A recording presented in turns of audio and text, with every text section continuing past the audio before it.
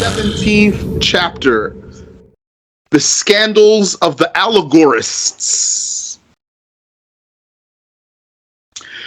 The tribulation of the Allegorists is worse than that of the impostor, because his tribulations will last only 40 days, while these impostors appeared in the days of Al-Ma'mun and have never ceased to be. This tribulation appeared under the management of a group, Abdullah ibn Maymun al-Qaddah, a former slave of Ja'far as-Sadiq, Muhammad ibn al-Hussein, nicknamed Dandan, and a gang called Al-Jaharabijah. Maybe I'm saying that wrong, that's Persian. The Four Lads. They all gathered in the prison of Iraq and made a secret society. When they were released, they split up and called to their cult. The historians mentioned that the call of the Allegorists appeared in the days of Al-Ma'mun, but spread in the days of Al-Mu'tasim, and that the founders of the Batiniyyah religion, that's what we're translating as Allegorists, were descendants of the Majus, the Persian fire worshippers, with inclinations towards their ancestral religion. Ancestral religion here means their Persian ancestry, not back to Adam. That being that the religion of Manichaeism believed in two gods, light, who is creator of good and benefit, and dark, who is creator of evil and harm. And they said that everything in the world came forth from these two, and that each of these two sources has four elements: warmth, coldness, moisture, and dryness. That's different from the other four elements that some of them talk about: earth, air, water, and fire. This is different categorization of four elements: warmth, coldness, moisture, and dryness. Then the Majus imitated them. They imitated the Manichees, the Manawiyyah, and said that the world has two makers, Yazdan and the devil god Ahriman. However, they were unable to display their ancestral religion for fear of the swords of the Muslims. Instead, they established codes that misled the unsuspecting. Yeah, I just fixed it. Misled. They therefore said, Allah Ta'ala is the first, and he created the self, which is the second. Or they might say, the mind is the first, and the self is the second. They just have placeholders for two gods. In that regard, yes. What we just said, they took this from the dualists. Yeah, and so that's why we started talking about the dualists. Where's the source of this? So just back up real quick here. It says, the founders of the Batiniyyah religion were descendants of the Majus with inclinations towards their ancestral religion. What's that? That being that the religion of Manichaeism believed in two gods, etc., etc. Skip down a few lines. Then the Majus imitated them, the Manichees, and they said that the world has two makers. So then these guys came in the Islamic Empire, and this is after the Persian Empire is done now. That was over in the time of Omar. So these guys came and they wanted to believe like that, but they couldn't show it, so they just started putting placeholders instead of being explicit. They therefore said, Allah Ta'ala is the first, and he created the self, which is the second. Or they might say the mind is the first, and the self is the second. So if you hear those words, you might say, I don't even know what they're talking about there. But this is what they're talking about. It means they believe in two gods, and they just can't be explicit about it. And they claimed that these two were the managers of the world, controlling everything by using the 7 stars and the 4 elements. That's exactly from their old religion. This is the very saying of the Majus, that there are 2 managers for the world, an eternal one and a created one who came forth from the thought of the eternal one. The Allegorists opted to use mind and self. The first to propagate this call was Dandan. He started his call with the Kurds of the mountains of Tuz until a group of people of Fid-Din responded.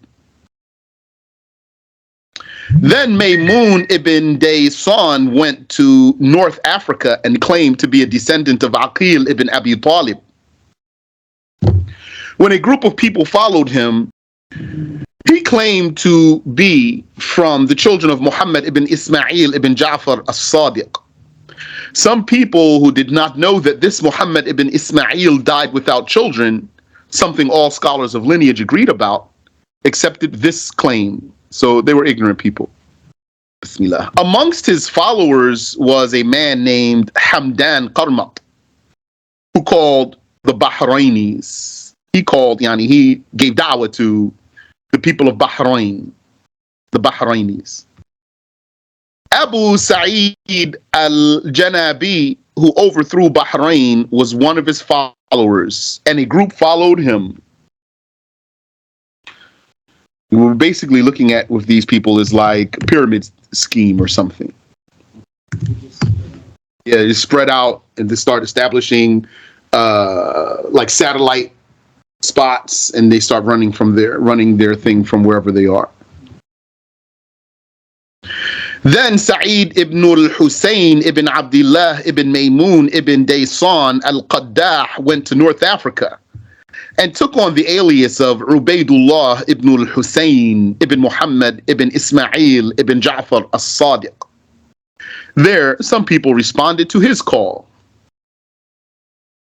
Then one called Abu Hatim went to the land of Daylam, where he gained followers.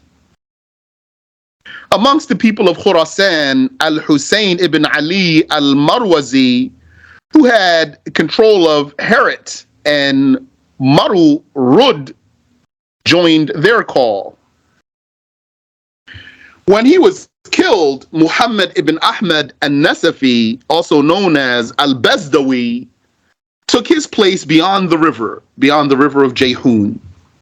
And Abu Yaqub as-Sijzi took his place in the area of Sijistan. So they have organization here. The river of Jayhun, not exactly sure. It's easy though, if you Google it, you'll see. This Bezdawi authored books for them. He named one of them The Product, and another The Basis of the Call. A third was Exposure of the Secrets, and another was The Interpretation of the Sacred Law. Someone on Al-Mu'tasim's staff named Afshin joined them.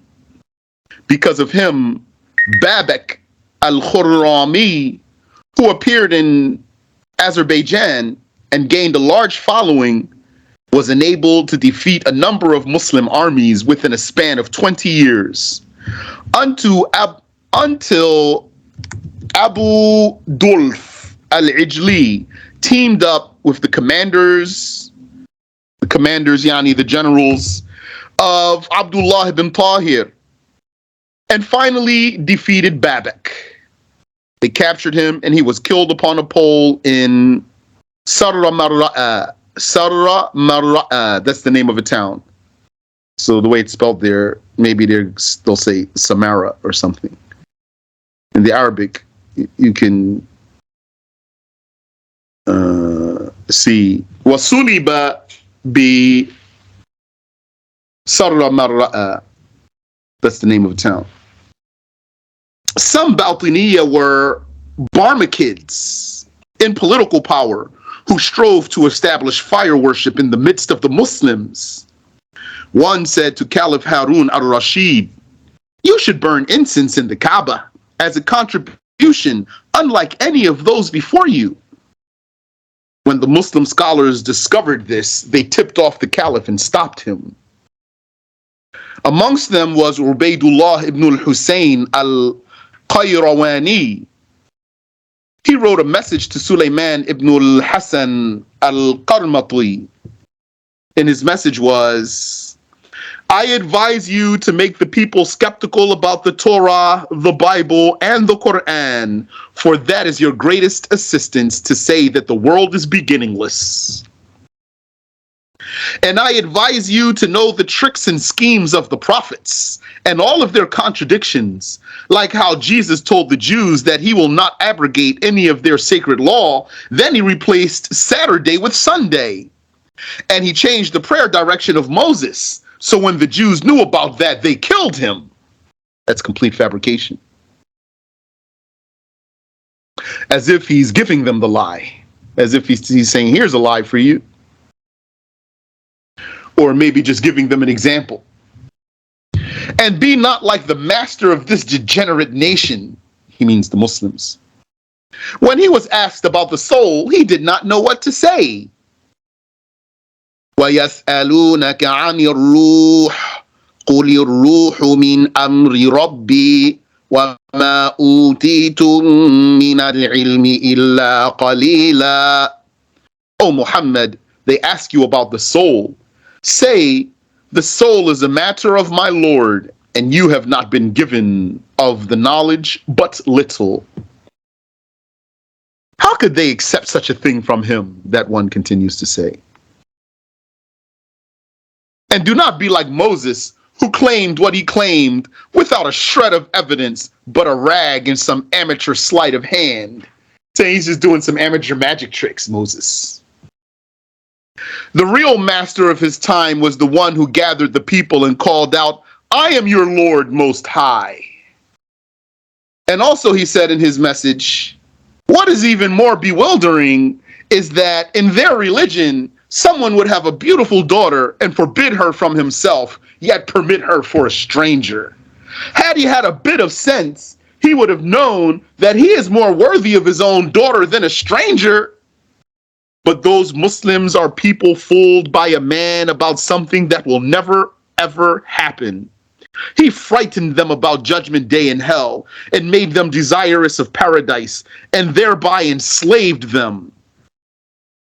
How did he not fear within himself what he made them fear when he enslaved them in the here and now without giving a care? And amongst what this evil villain said in his message was, you and your brothers are the heirs, those who shall inherit paradise. He means the dunya. The pleasures of this earthly life that are avoided by the ignoramuses, the Muslims who avoid the pleasures. The pleasures that are avoided by the ignoramuses who are steadfast to the laws of false prophets. Congratulations. Enjoy the pleasures and ease. You have arrived and you are done with the accountability by which those others have been burdened.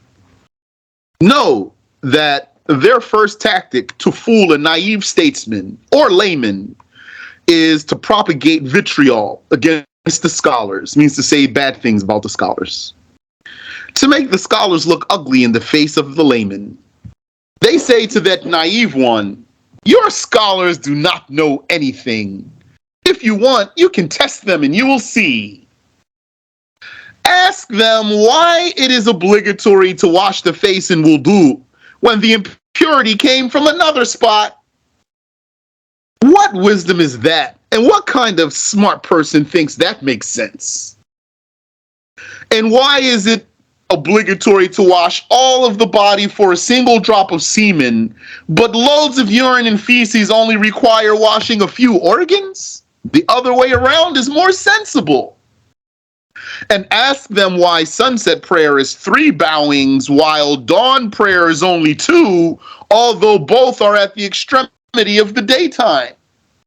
And why must one bow once but prostrate twice? And why is the private part of the fornicator not cut, but the hand of the thief is? when both were the tool of treachery, and asked them why there is only one tongue but two ears, and one penis but two testicles, and why do human eyelashes grow on both eyelids while animals only have eyelashes on one? Yani one of the two. And why is the human tit on the chest while the tit of animals is on their stomachs? And why do some animals lay eggs while others give birth to live babies? Now imagine how stupid you'd have to be to think this is impressive talk. If they lure statesmen, they would say, Yani, so they have a special way for the statesman. They have an approach for the statesman. If they lure a statesman, they would say, these rules were put for the donkeys and peasants. You are a noble. It should be that your religion be special against their religion. And they say that Muhammad was not really a prophet or a messenger. He was a wise man who wanted to enslave the masses and charge them with these responsibilities. The nobles must distinguish themselves and should not follow what is baseless. When these questions come across the layman, he becomes confused and goes back to a person of knowledge who says to him, do not listen to this talk and do not be fooled by that. This is the talk of the Allegorists. And these matters of prayer, purification, and the like are by the command of God. There is no objection to him about them. And had he commanded that they be done another way, that would be valid too. And all those creations you asked about are things that Allah created.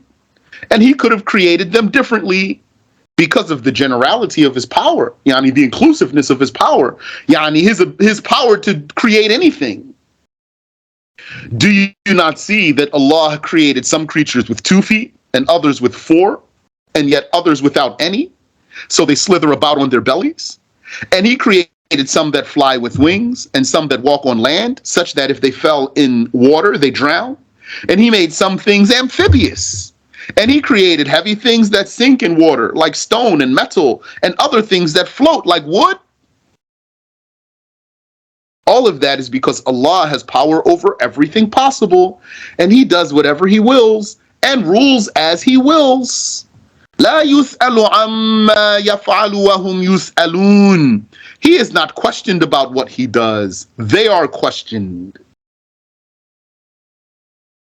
When that layman takes the answers back to who produced the questions, he would say, yani that allegorist would say, you now know that your scholar does not know anything.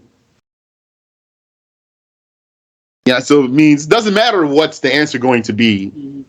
Whatever he says, he's going to say, ha, that's the answer. Then he would make that layman skeptical about the religion. And he would make him doubtful about the scholars. And he would give a false impression to whoever was gullible. So they would say to that layman once he is confused, no one is aware of these secrets but us.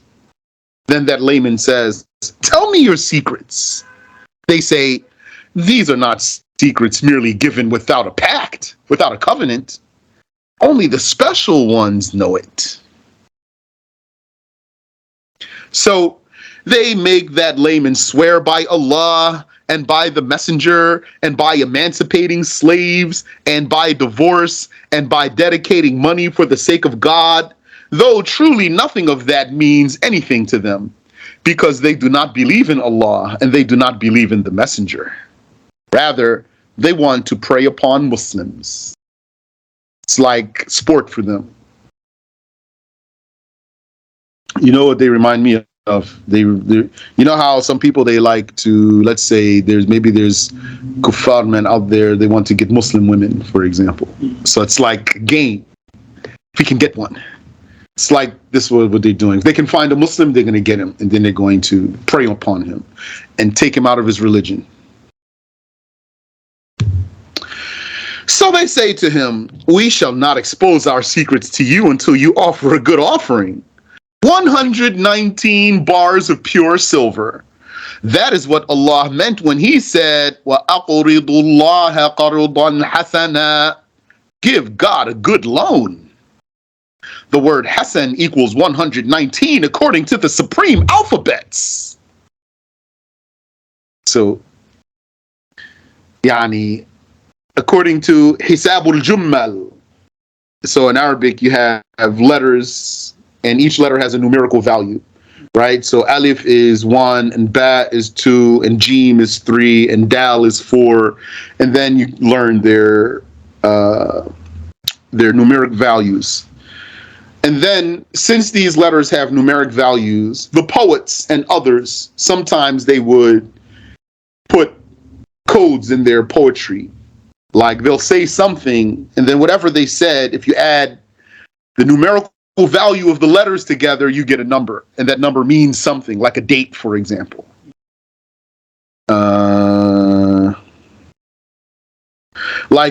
One poet, one scholar, he said about his poem, تاريخها ند بدا. It's he's saying, my poem was dated in the year that you would figure it out if you know how to calculate neddun bada. Figure out the numbers that go with those letters and then put them together. You're going to know the year that I authored my poem. So they call that Hisabul Jummal. And that's what the Jews were doing when they were trying to figure out Judgment Day from the Quran. So they were taking the letters, the disjointed letters in the Quran, like Alif, Lam, Mim, and those different ones that are in the Quran, and they were trying to calculate when Judgment Day would occur from these letters by doing that calculation, which is futile, of course. Yeah. So this is what this one did. He said, you want to be exposed to our secrets? Then he says, he recites the ayah, وَأَقْرِضُ اللَّهَ قَرْضًا حَسَنًا. Give God a good loan. And he says, Hasan, that equals 119, according to the supreme alphabets. Now, the term supreme alphabets, I took that from the so-called 5%ers. So they took English alphabet, and then they gave each letter a meaning according to them. So A for them means Allah, and B means, I don't know, boy. I don't remember that stuff. And I, letter I means I, E-Y-E, for example. And then they said, those 5%ers, they said Allah, A-L-L-A-H, means arm, leg, arm, head. What's that? That's a body. They said, therefore, Allah is a man. That's what the 5%ers said. So they call that the supreme alphabets. So I just borrowed that word from them to use it here for the translation purpose. So he said that they would say to him, we shall not expose our secrets to you until you offer a good offering, 119 bars of pure silver. This is what Allah meant when He said, وَأَقْرِضُ اللَّهَ قَرْضًا حَسَنًا. So he's saying this ayah means give God a good loan. And he says, so Hasan, the Hasan loan, Hasan equals 119, according to the supreme alphabets. And for that gullible person, it sounds like knowledge. That's how people were hearing the 5%ers back in the 90s. Like, whoa, these guys got some crazy knowledge. They were just ignorant people. And by the way, so who's God according to him here? He's talking about himself. That's how those people are. Give God a good loan, he's calling himself God.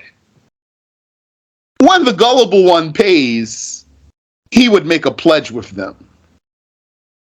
So it's like he's being initiated into. It's like a pyramid scheme. Yeah. He's being initiated in. This is how they would get him in. So when the gullible one pays, he would make a pledge with them. Then he says, after he pays them and he gives his promises, there's nothing left but for you to guide me to your way and expose your secrets to me. But they would still be afraid to expose their secrets to him. So they present him with something that seems like it might be Islam. So now imagine you meet the other guys that are with him, and really they're a bunch of creeps and fasiqs and kafirs, and they eat haram meat and they do all sorts of haram stuff. And then since they know they got this new guy here, and maybe they're gonna pretend to pray or say, yeah, we're gonna pray or something or show something, but really their hearts are not into that. So they present him with something that seems like it might be Islam, so that he would not immediately object to them. The fallacies begin to settle. Then they expose more and more to him, stripping and peeling him from the religion as if he sheds out of it. We have people like that. They're not going to be able to hold their front for long. If they were showing something like they're Muslims, they're not going to stick to that for a long time, usually. Because what's in the person is going to come out of it, like we saw in some of those stories. And they say to the beginner, of all four-legged beasts, so now it's like they're giving him a lesson. And they say to the beginner, of all four-legged beasts that God created, he chose the deer and made it the source of musk. So from the deer comes the beautiful fragrances of this paradise. And they mean the earthly pleasure. And of all winged creatures, he chose the bee and made it the source of honey, the nicest of sweets in this paradise. And of all that crawls, he chose the silkworm and made it the source of silk, the decor of this paradise. And he created the people and chose Muhammad. That beginner enjoys this talk. Then they say to him, do you know who Muhammad is? He would say, yes. Muhammad is the messenger of Allah. He came out of Mecca, claimed prophethood, had a message, and displayed miracles. They would say to him, this talk of yours is the talk of the donkeys. Muhammad is you. The one hearing this would seek refuge with God and say, A'udhu billah, I'm not Muhammad. So they say to him, God said so. وَلَقَدْ جَاءَكُمْ رَسُولٌ مِّنْ أَنفُسِكُمْ. There has come to you a messenger from yourselves. You're Muhammad. And those donkeys have the nerve to say the messenger came from Mecca. Then that gullible one says, what does it mean that I am Muhammad? They say Allah created you and formed you as a Muhammad because M is the head and H is for the two hands and the navel is the second M and the 2 feet are the D. And also you are Ali. He would say, how am I Ali? They would say, because the A is the eye and the L is the nose and the Y is the mouth. Then he says, Allah created everything in Muhammad's and Ali's image, even the mouse. They thus make that person believe that Muhammad and Ali are not proper names for two individuals in particular, the Prophet and the son of Abu Talib. And they say to him that confirmation of self ultimately refers to one's own self. They explain the Lord as the soul and the house as the body, thus using فَلْيَعْبُدُوا رَبَّ هَذَا الْبَيْتِ. Let them worship the Lord of this house, to say that there is no God and no prophet but this form upon which one has. That is to confirm for him that he has no accountability and no limit to human enjoyment. You see how that works? So they're saying the soul, the Lord, yani the Rabb, that's the soul, and the Bayt, that's the body. And so when Allah says فَلْيَعْبُدُوا رَبَّ هَذَا الْبَيْتِ, it means worship yourself. And if you're worshiping yourself, it means you don't have any accountability, you don't have any obligations or prohibitions. You have no limit to your to the extent of human enjoyment. Thus, they start with supplication for the Prophet's family and end by shedding out of religion. And they might call the person to believe in the 7 imams or the 12 imams. So they have some sprinkles of Shiite in their cult. When an ignoramus responds, it becomes accustomed to them. They say, those imams are people like you. So before that, he thinks the 12 imams are high-ranking ones. When he's now at their level, they say, they're just like you. They have no merit or nobility over you. Their names are merely uttered expressions, and they carry a known secret. These names control the world by the 4 elements. By these tricks do they take one out of the religion. And if they encounter someone who likes to worship, they make him fast many days without breaking, until that poor one gets weak and tired and bored of fasting, and they see that he is broken. Then they tell him, now you may stop and enjoy everything. Then they depict the matters of religious accountability to him as we have described. Thus, since deception is the fundamental of their religion, they lure and entrap their followers by legalizing all pleasures and entertainments, even incest with their daughters and sisters. They also nullified all obligatory worship.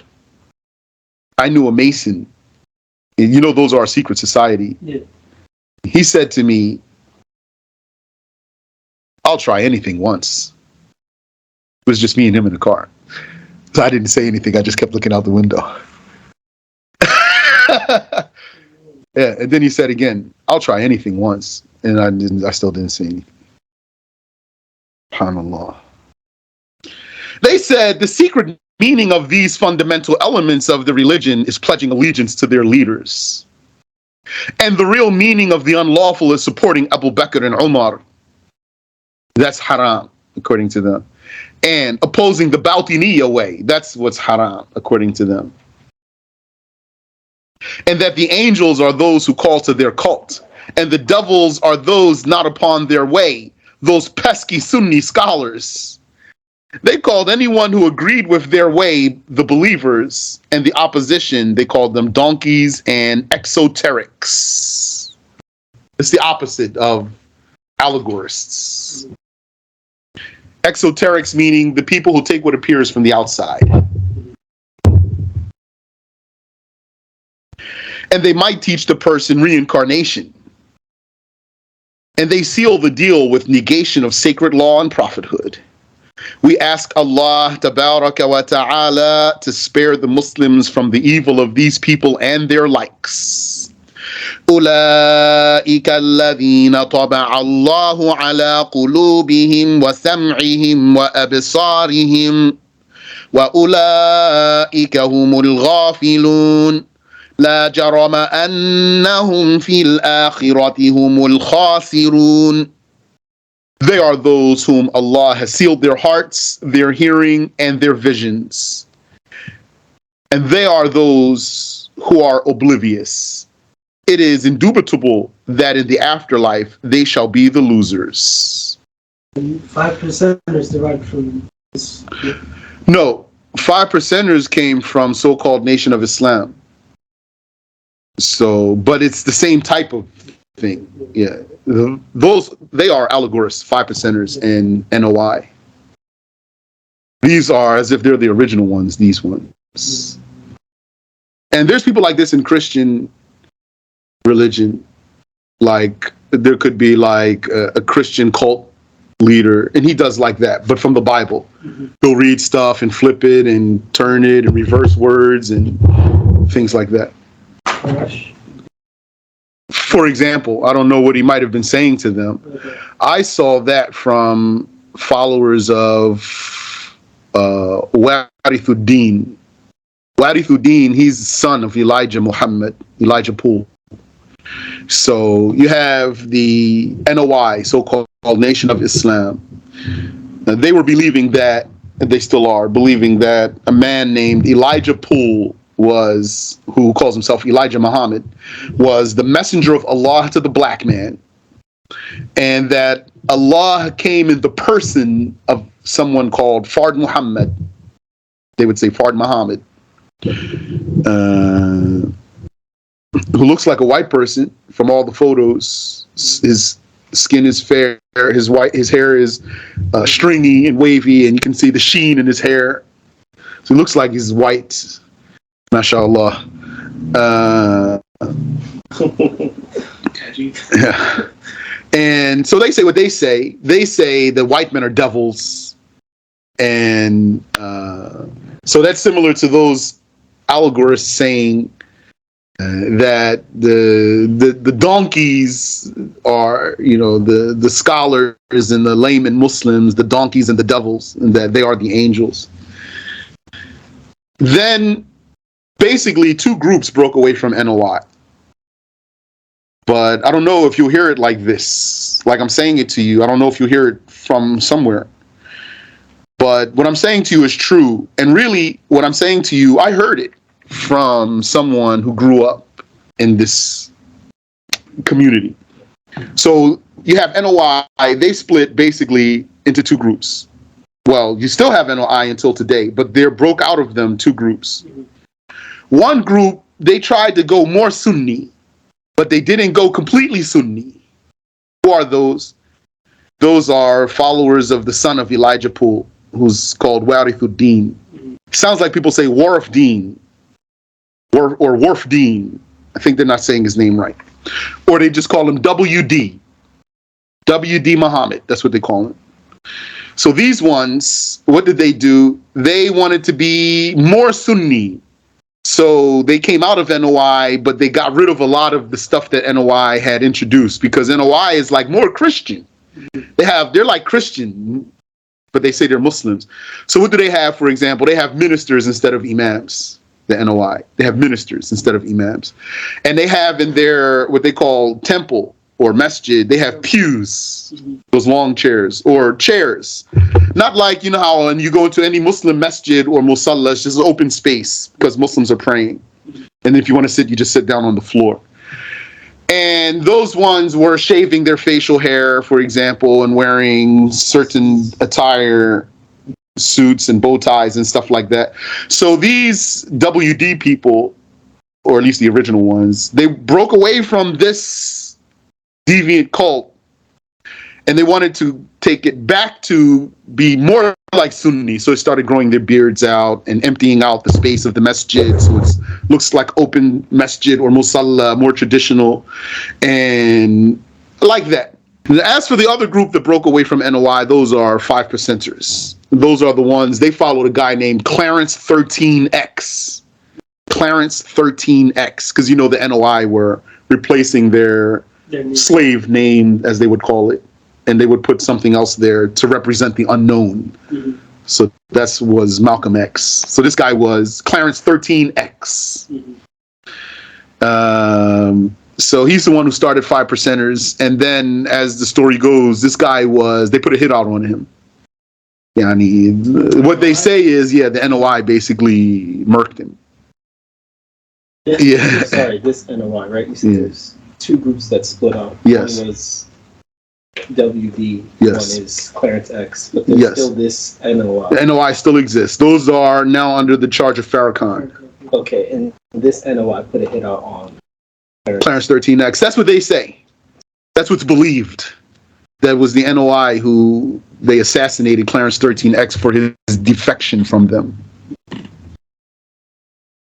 And then the 5%ers came out. That was in the 70s.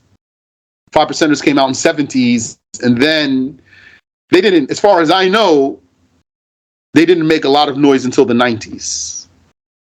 And what was their sponsors before even Wu-Tang? Yeah,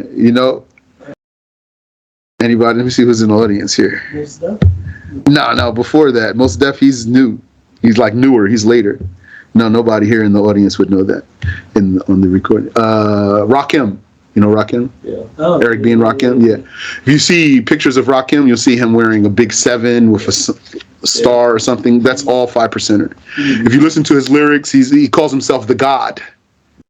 Because the 5%ers believe that they're gods, that the black man is God. So he was like an early one, Rakim. He was on that stuff like in the 80s when nobody even knew about it. And then started getting more popular, started spreading. Wu-Tang Clan also took it further. And others who are like them. Also, there's a group, they were called Poor Righteous Teachers. A lot of these groups were coming out believing 5% religion. Then looks like started dying off, mashallah. But concerning the WD people, though, those people are not hard to deal with. So I'm talking historical things. It doesn't mean, though, that like if you meet them, they're just crazy, deviant people who are saying craziness. Not necessarily. Yeah, I mean, from any of them that I met, they're Muslims. Yeah.